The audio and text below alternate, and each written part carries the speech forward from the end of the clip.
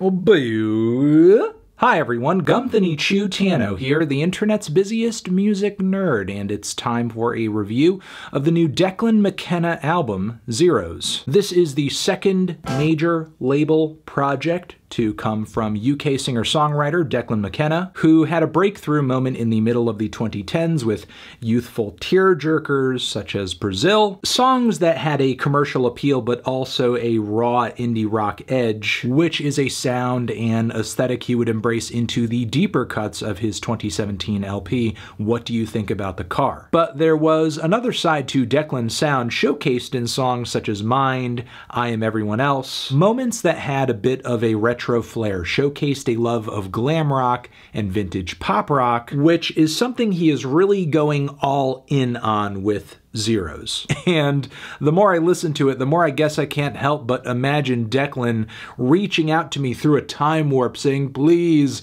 come with me, we'll go back to the 1970s and listen to Bowie and the Beatles.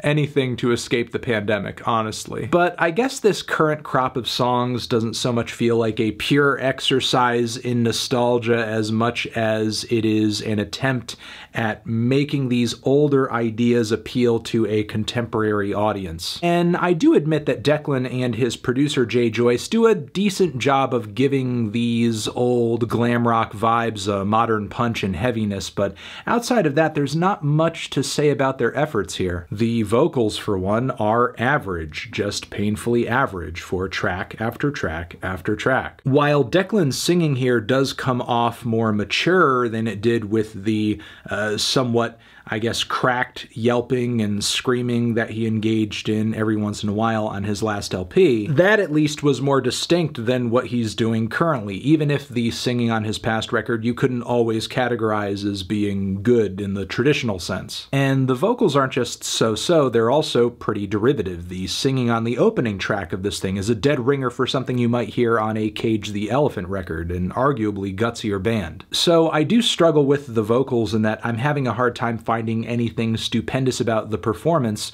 or even memorable about the timbre, delivery, anything. I would really have a hard time picking them out of a lineup. Then the story isn't much different for the instrumentation. There's a lot of very grand and layered glam rock and piano rock throughout this album, which does come from a very specific place in rock history, but it's very non-specific in its presentation on this record. What Declan and Jay are doing on this LP is so close in style and tone to what it's borrowing from, I feel less like I'm listening to an original work and more like I'm watching an elaborate series of dots just being connected very passively. I guess I should also say this album isn't simply derivative in one single way. The track Daniel, You're Still a Child is a heavy combination of 80s rock and new wave with a subtle Talking Heads twist. There are also a few songs in the track list that sound like at their core the Strokes could have written them. I will say though, occasionally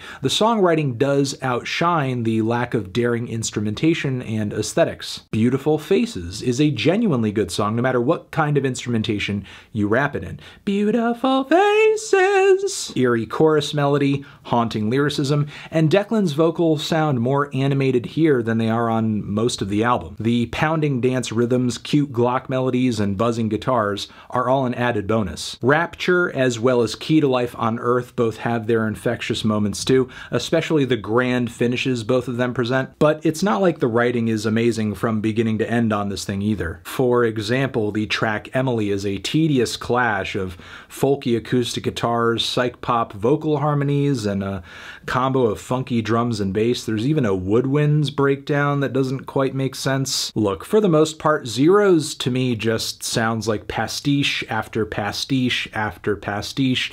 Is it quite as bad or egregious as a group like, I don't know, let's say Greta Van Fleet? No, but it's getting kind of close, a little close. It's flirting with the idea, even if some of the instrumental palettes are slightly anachronistic or unlikely, even if there are a few intros here and there that are a bit unorthodox. In a way, I can't help but feel like Declan was closer to something more interesting on his last LP. I don't know. I'm pretty indifferent toward this project overall. But I guess I can't take away the fact that Declan at this point in his career sounds like he has more going for him than some other people who are his age in the industry. Ultimately, I think it's just a case of doing something more daring and distinct with his sound the next time around.